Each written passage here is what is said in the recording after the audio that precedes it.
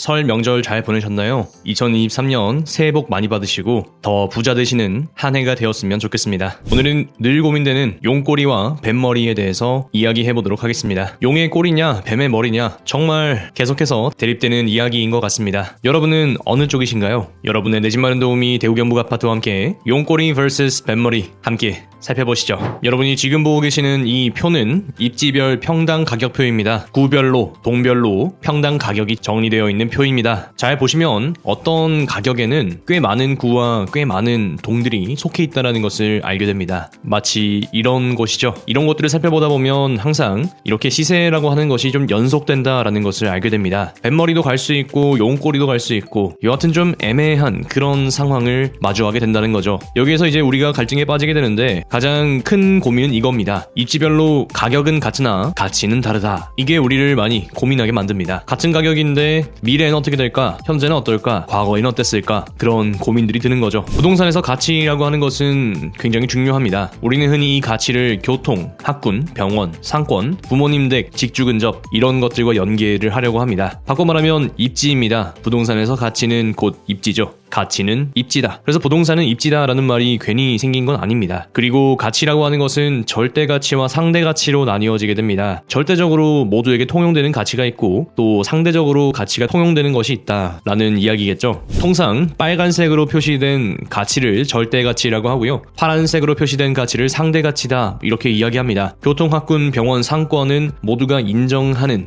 절대적인 부분일 수 있고 부모님 댁이나 직주 근접 같은 경우에는 상대적으로 움직일 수 있는 부분이 될 겁니다. 또 경우에 따라서는 저는 학군은 별로 필요 없어요. 아직 젊어서 병원도 필요 없고요. 직주 근접은 크게 관계없습니다. 라고 생각하실 수도 있습니다. 그러니까 이 입지라고 하는 것은 통상적으로는 굉장히 중요한데 개인적으로 봤을 때 여러분 한 분 한 분을 봤을 때는 또 다른 이야기일 수 있다라는 이야기겠죠. 그래서 기본적으로는 살고 싶은 곳에 살아야 합니다. 여러분이 정말 살고 싶은 곳 그곳에 사는 것이 굉장히 기본적인 이야기입니다. 그리고 여기에서 한 발 더 나아가면 살고 싶은 곳에 살면서 돈을 안 잃고 싶다 혹은 돈을 더 벌고 싶다라는 쪽으로 연결이 되게 됩니다. 그러면 이제 선택을 해야 합니다. 살 수 있는 곳에 살아야 한다라는 결론이 나오게 되는 거죠. 그래서 살고 싶은 곳은 리브의 관점이라고 부르고 살 수 있는 곳은 바이의 관점이라고 부릅니다. 그래서 이 리브와 바이가 우리가 상대적으로 평가하는 가치가 되는 것이고 그 가치 중에 어디에 좀 더 무게를 두는지가 중요한 요소가 되겠습니다. 당연히 리브와 바이가 엔드 조건으로 엮이면 최상이겠죠. 그렇지만 리브와 바이가 OR 조건으로 있어도 충분히 좋다라는 것을 알 수가 있습니다. 돈을 얼마나 벌고 싶으냐 이걸로 좀 점철되는 것 같기도 하고 혹은 뭐 그런 걱정 없이 나는 살고 싶은 곳에 살 거야 하는 것으로 점철되기도 하는 것 같습니다. 이거는 제가 정해드릴 수 있는 건 아니고 여러분 스스로가 많이 고민을 해보셔야 되는 이야기인 것 같다라는 거죠. 그리고 대부분의 사람들은 이 고민을 그냥 끝도 없이 계속해서 하시는 것 같습니다. 본인이 어디까지 희생할 수 있는지 얼마나 한 자금이 있는지 그리고 추가적으로 무언가를 더 할 수 있는지를 사실 잘 모르는 것 같다라는 생각이 듭니다.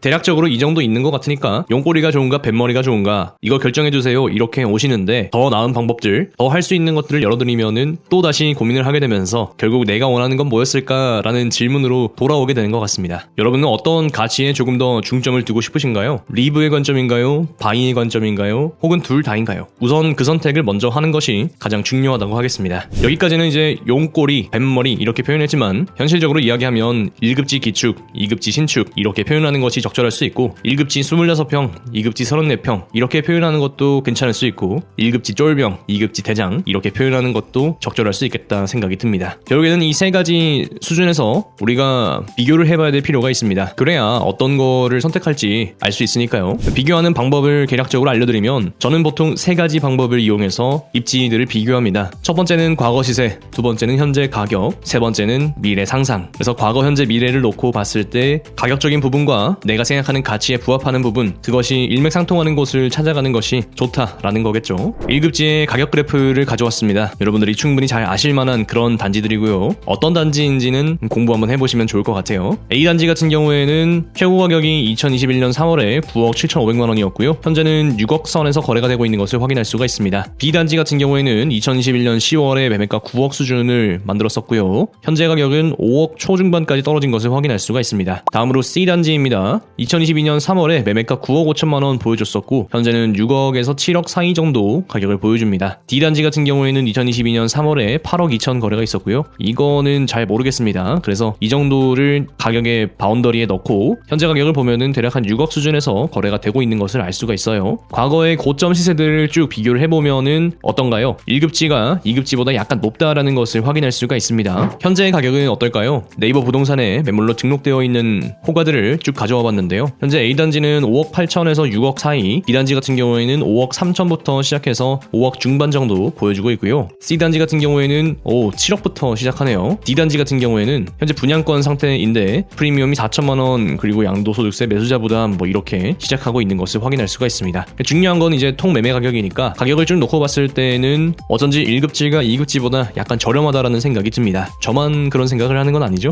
그래프로 표현해보면 이 정도의 비교 그래프가 나옵니다. A단지, B단지, C단지, D단지 이렇게 나누어서 그려보았는데 고점 대비했을 때 현재의 가격이 하락한 폭, 현재의 가격 이런 것들은 사실 상급지가 조금 더 낫지 않나 라는 생각을 하게 만듭니다. 물론 이제 가격을 형성하는 데는 여러 가지 이유들이 있을 수 있겠죠. 앞으로 이 단지가 나이가 좀 들 것 같다 라거나 수요가 좀 분산될 것 같다 라거나 생각보다 사람들이 기대했던 가치가 더 높다 라거나 다양한 이유들이 있을 수 있습니다만은 일단 가격을 있는 그대로 받아들인다 라고 했을 때 현재의 가격상 조금 더 메리트가 있어 보이는 쪽은 A단지나 B단지 쪽이 아닐까라는 생각을 들게 만듭니다. 그럼 이제 여기에서 한 발 더 나아가서 이 미래의 가격은 어떻게 될까 이거를 상상해봐야 될 필요가 있습니다. 여긴 어디까지나 저의 뇌피셜 영역이니까 그냥 참고만 하시면 좋겠습니다. 중기적으로 이렇게 되지 않을까 생각을 합니다. 결국 중요한 건 입지와 땅값인데 이 땅값이 어떻게 형성이 될까라는 부분이 조금 더 중요하지 않을까 하는 생각을 해보게 되는 것 같습니다.